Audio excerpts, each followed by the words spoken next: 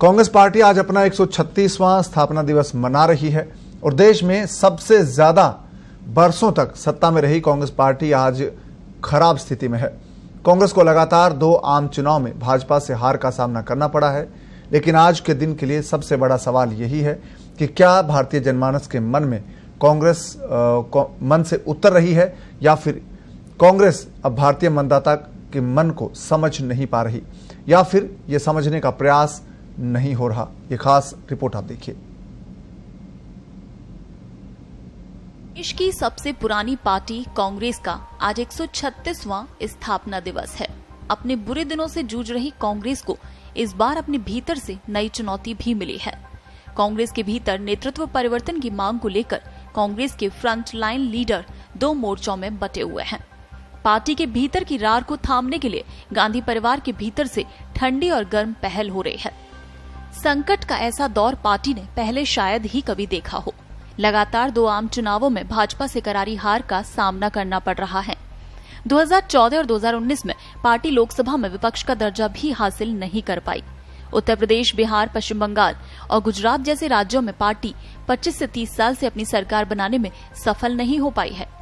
महाराष्ट्र, आंध्र प्रदेश और दिल्ली जैसे राज्यों में भी पार्टी को करारी हार झेलनी पड़ रही है। कर्नाटक और मध्य प्रदेश में अपनी सरकार को गिरने से नहीं बचा पाने की विफलता भी उसे सवालों के घेरे में खड़ा कर रही है। आइए अब आपको बताते हैं कि लोकसभा चुनावों में कांग्रेस पार्टी का प्रदर्शन चुनाव दर चुनाव क्या रहा है। 1952 के आम चुनाव पर नजर डालें तो 364 सीटें कांग्रेस पार्टी के खाते में। 1957 में कांग्रेस ने 371 सीटें अपने नाम करी।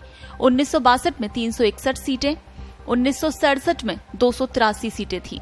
1971 में कांग्रेस के पास 352 सीटें। 1977 में कांग्रेस ने 153 सीटें जीती। 1980 में 351 सीटें जीती कांग्रेस ने। 1984 के चुनाव में 415 सीटें। 1989 के लोकसभा चुनाव में 197 सीटें। 1991 के चुनाव में 244 सीटें। 1996 के चुनाव में 140, 1998 में 141, 1999 में 114 सीटें, 2004 में 145, 2009 में 206 सीट, 2014 में 44 सीट और 2019 में 52 सीट लोकसभा चुनाव में कांग्रेस पार्टी ने जीती। आइए अब आपको वो 6 वजह बताते हैं जिन्होंने कांग्रेस पार्टी को कमजोर किया है। पहली वजह, पूरी पार्टी गांधी परिवार के भरोसे रही। बीते 2.5 दशक से समूची पार्टी गांधी परिवार के भरोसे सिमट कर रह गई है। पार्टी को जोड़कर रखने में गांधी परिवार कामयाब रहा, लेकिन प्रधानमंत्री नरेंद्र मोदी का मुकाबला करने के लिए पार्टी के पास चेहरे की कमी है। प्रियंका गांधी वाड्रा उत्तर प्रदेश की प्रभारी महासचिव हैं, लेकिन 80 सीटों में से 1 ही सीट मिली। हाल में यूपी के 7 विधानसभा सीटों पर हुए उपचुनाव में एक भी सीट जीतना तो दूर, 4 सीटों पर जमानत तक जब्त हो गई। ऐसे में सवाल उठना लाजमी है कि क्या सोनिया, राहुल और प्रियंका मोदी के मुकाबले समर्थन जुटा सकते हैं। दूसरा ये कि जनाधार को तवज्जो नहीं दी। पार्टी की सर्वोच्च नीति निर्धारण समिति CWC में आज भी ऐसे नेताओं की भरमार है जो जनता से कटे हुए हैं।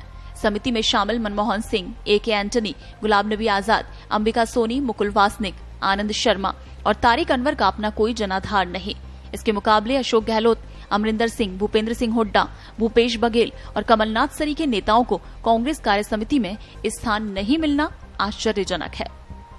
तीसरा, दूसरी लाइन तैयार नहीं। देश की राजनीति में प्रभावी भूमिका तय करने के लिए कांग्रेस में दूसरी लाइन के नेताओं की टीम तैयार ही नहीं हो पा रही। ज्योतिरादित्य सिंधिया, सचिन पायलट, मिलिंद देवड़ा और जितिन प्रसाद सरीखे नेताओं की उपेक्षा पार्टी की कमजोरी का मूल कारण मानी जा रही है। गुटबाजी के चलते अपनों को आगे लाने की जोड़तोड़ कार्यकर्ताओं में निराशा का भाव पैदा कर रही है। चिंतन मनन से पार्टी ने दूरी बनाई। पार्टी की लगातार हार के बावजूद संगठन स्तर पर विचार विमर्श की पूरी परंपरा खत्म होती जा रही है। पार्टी के नेता हार के कारणों की समीक्षा करने की मांग उठाते रहे, लेकिन सुनने वाला कोई नहीं। पार्टी का आखिरी चिंतन शिविर 7 साल पहले जयपुर में हुआ था।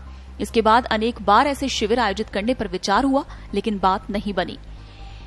बड़े नेताओं की शिकायत यही है कि वो पार्टी को मजबूत करने की बात उठाएं तो कहां। चुनाव प्रबंधन की अधूरी तैयारी।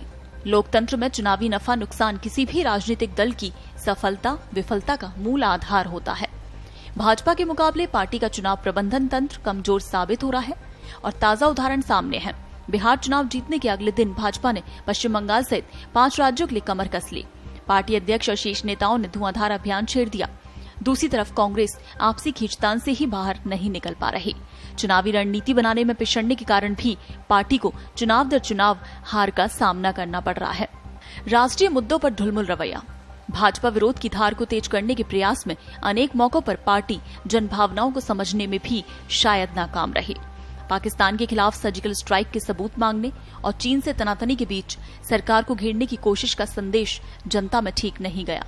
कश्मीर से धारा 370 हटाने का विरोध करने के पीछे कांग्रेस की अपनी मजबूरियां हो सकती हैं, लेकिन देश के सामान्य जन ने कांग्रेस के इस विरोध को तवज्जो नहीं दी। बहरहाल कांग्रेस में फिलहाल कुछ बड़े बदलावों की जरूरत है। साथ ही रणनीतियों में भी बदलने की आवश्यकता है, जिससे कि आने वाले चुनावों में कांग्रेस एक बार फिर आगे आ सके। पत्रिका के लिए अनंत मिश्रा की रिपोर्ट।